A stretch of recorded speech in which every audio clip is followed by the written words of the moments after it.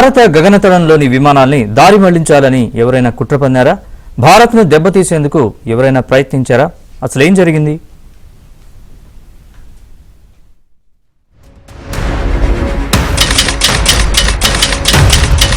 భారత్లోని పలు విమానాశ్రయాల్లో విమానాలు గంటల తరబడి గాల్లోకి ఎగరలేదు.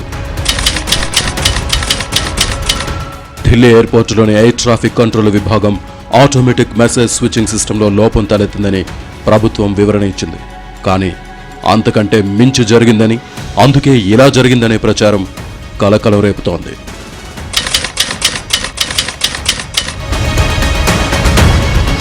ఢిల్లీ, ముంబై, లక్నో, జైపూర్, వారణాసి సహా పలు విమానాశ్రయాల్లో విమానాల రాకపోకలు గంటల తరబడి నిలిచిపోయాయి.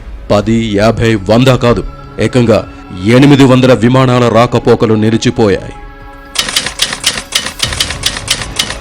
నిజానికి దేశంలో ఇంతకు ముందు ఎప్పుడూ ఇలా జరగలేదు. ఇన్ని గంటల సేపు అన్ని చోట్ల విమానాలు ఇలా ఆగిపోవడం అంటే సాధారణమైన విషయం కాదని నిపుణులు అంటున్నారు. జీపీఎస్ స్పూఫింగ్ జరిగి ఉండొచ్చనే అనుమానాలు వ్యక్తం చేస్తున్నారు.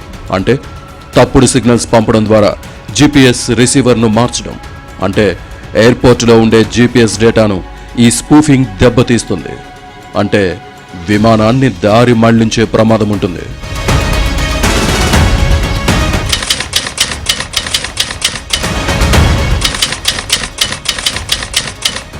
ఢిల్లీ ఎయిర్పోర్టులో నావిగేషన్ ఇంటిగ్రిటీ కేటగిరీ వాల్యూ రోజు 8గా ఉంటుంది. అంటే విమానం ఎక్కడుందనే నిఖచ్చితత్వాన్ని ఇది తెలుపుతుంది. అయితే ఇది 0కు పడిపోయింది. అంటే ఎవరో సిగ్నలింగ్ వ్యవస్థను దెబ్బతీసి ఉంటారనే అనుమానాలు వ్యక్తమవుతున్నాయి. సిగ్నలింగ్ వ్యవస్థ సరిగా లేదంటూ ఢిల్లీకి 110 కిలోమీటర్ల లోపు ఉన్న విమానాల పైలట్లు వెంటనే సమాచారం ఇచ్చారు.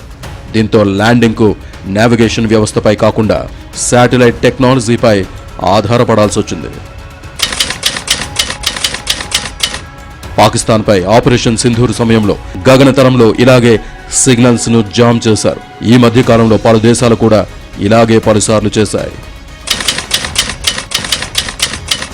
అయితే జీపీఎస్ స్పూఫింగ్ ఇదే మొదటిసారి కాదని భారత్ పాకిస్తాన్ సరిహద్దుల్లో 2023 నవంబర్ నుంచి 2025 ఫిబ్రవరి మధ్య కాలంలో 465 సార్లు జీపీఎస్ స్పూఫింగ్ ఘటనలు జరిగాయని లోక్సభకు కేంద్రం తెలిపింది.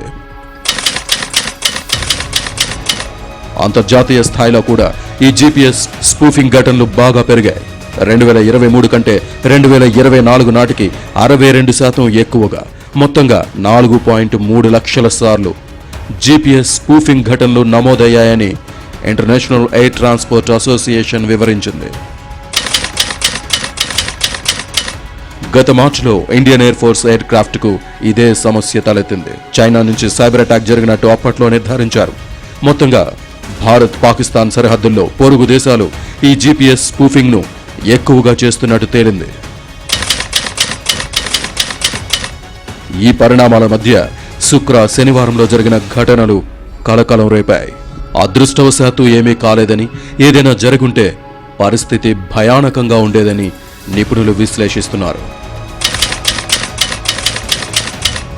మరోవైపు సుదీర్ఘ కసరత్తు తర్వాత సమస్యను పరిష్కరించినట్టు ఢిల్లీ ఎయిర్పోర్ట్ అధికారులు తెలిపారు. మరోవైపు ఇలాంటి ఘటనలు జరగకుండా మొత్తం సాంకేతిక వ్యవస్థనే పునఃసమీక్షించాలని కేంద్రం నియమించిన పార్లమెంటరీ స్టాండింగ్ రవాణా కమిటీ గత ఆగస్టులోనే నివేదిక ఇచ్చింది.